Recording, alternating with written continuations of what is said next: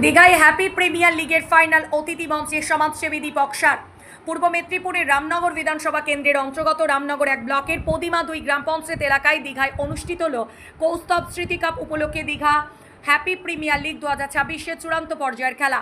বুধবার থেকে শুরু হয় ক্রিকেট প্রতিযোগিতার ফাইনাল ম্যাচকে ঘিরে এলাকায় ছিল উৎসবমুখর পরিবেশ। দীঘা HPL কমিটির পরিচালনায় এবং ঐকতান ক্লাবের সহযোগিতায় আয়োজিত এই প্রতিযোগিতায় স্থানীয় ক্রীড়াপ্রেমীদের ব্যাপক উপস্থিতি লক্ষ্য করা যায়। ফাইনাল ম্যাচ উপলক্ষে মাঠে ভিড় জমান বহু দর্শক, যা এক প্রকার উৎসবের আবহ তৈরি করে। অনুষ্ঠানের অতিথি মঞ্চে উপস্থিত হয়ে শুভেচ্ছা বিনিময় করেন রামনগর বিধানসভা কেন্দ্রের জনপ্রিয় সমাজসেবী দীপক সার। তিনি খেলোয়াড়দের উৎসাহিত করেন এবং এই ধরনের উদ্যোগ যুব সমাজকে খেলাধুলার প্রতি আরও আগ্রহী করে তুলতে বলে মত প্রকাশ করেন। ঘরের ছেলে শুভজিৎ জানা ধোনি এখানে অসাধারণ খেলছে এবং তিনি শুধু আমাদের রাজ্যের নয়, সারা ভারতবর্ষের কাছে তিনি আমাদের এই দীঘাকে একটা ভালো জায়গায় পৌঁছে দিয়েছেন। তিনি ISPL খেলায়ও অংশগ্রহণ করেছেন, তার জন্য আমরা রামনগর বিধানসভাবাসী হিসাবে গর্বিত।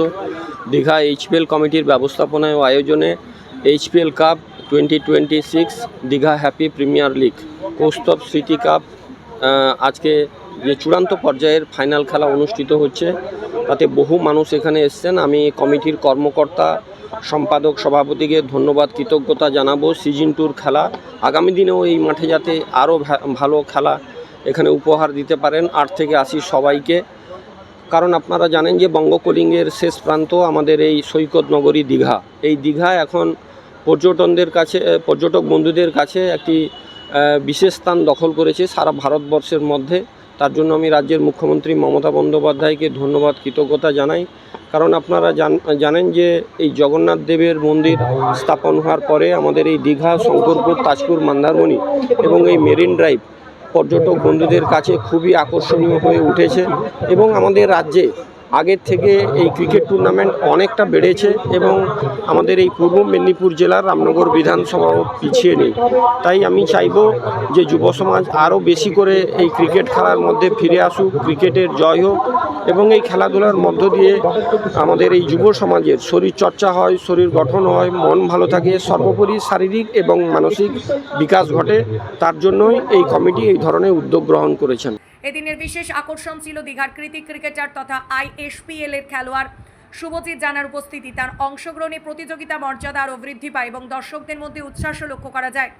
স্থানীয় সূত্রে জানা গেছে, এ ধরনের ক্রীড়া প্রতিযোগিতা শুধু বিনোদনই নয়, বরং এলাকার যুবকদের প্রতিভা বিকাশের একটি গুরুত্বপূর্ণ মঞ্চ হিসেবেও কাজ করেছে। ফলে ভবিষ্যতে এমন উদ্যোগ অব্যাহত থাকবে বলে আশাবাদী। আমরা আনন্দিত এবং গর্বিত। সমাজের অনেকগুলো ক্ষেত্র আছে, সেটা সামাজিক ক্ষেত্র, শিক্ষা ক্ষেত্র, শিল্প ক্ষেত্র, কৃষি ক্ষেত্র, বিজ্ঞান ক্ষেত্র, সব জায়গায় কম্পিটিশান আছে।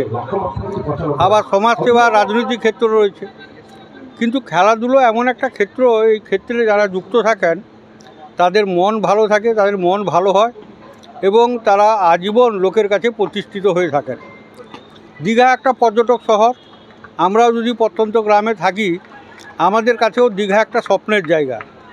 এরকম একটা জায়গায় খেলার মাঠ, এই মাঠকে আমি এই মুহূর্তে আমাদের সঙ্গে রয়েছেন যারা অতিথিরা, তাদের সঙ্গে আমরা কোন কথাবার্তা বলছিলাম। এই মাঠটাকে যাতে কেবলমাত্র খেলার জন্যই ব্যবহৃত করা হয়, এই উদ্যোগ কর্মকর্তারা নেবেন।